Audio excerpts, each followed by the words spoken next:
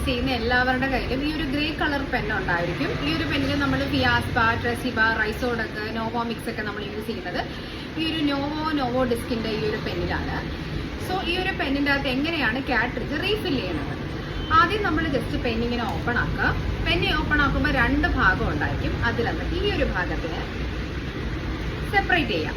Separate ചെയ്തിട്ട് ഇതിലാണ് നമ്മൾ കാട്രിഡ്ജ് ഇടേണ്ടത്. അപ്പോൾ ഇത് റൈസോഡക്കാണ്. റൈസോഡക്ക് ഒരു ക്ലിയർ സൊല്യൂഷനാണ്, പച്ചവെള്ളം പോലെ ഇരിക്കും.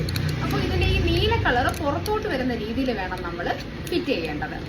അതിനുശേഷം നമ്മൾ ഇതിനെ വീണ്ടും എങ്ങനെയാണോ വച്ചത് അതുപോലെ ജസ്റ്റ് ഇങ്ങനെ റോൾ ചെയ്താൽ മതി.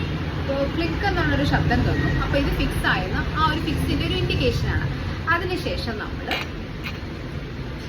നമ്മുടെ പാമിൽ നന്നായിട്ട് റോൾ ചെയ്യാം. എന്ന് പറഞ്ഞാൽ ഈ മരുന്ന് എല്ലാ ഭാഗത്തും എത്താൻ വേണ്ടിയാണ് ഇങ്ങനെ റോൾ ചെയ്യുന്നത്. റോൾ ചെയ്തതിനു ശേഷം നന്നായിട്ട് ഷേക്ക് ചെയ്യാം. ഷേക്ക് ചെയ്തതിന് ശേഷം നമ്മൾ ഈ നോവോഫൈനിൻ്റെ നീഡിൽ ഇതിൽ ഫിക്സ് ചെയ്യാം.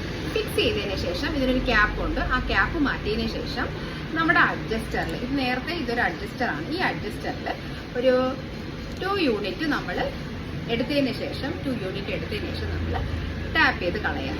ടാപ്പ് ചെയ്ത് കളഞ്ഞതിന് ശേഷം വീണ്ടും നമ്മൾ 0-ലോട്ട് കൊണ്ടുവരിക.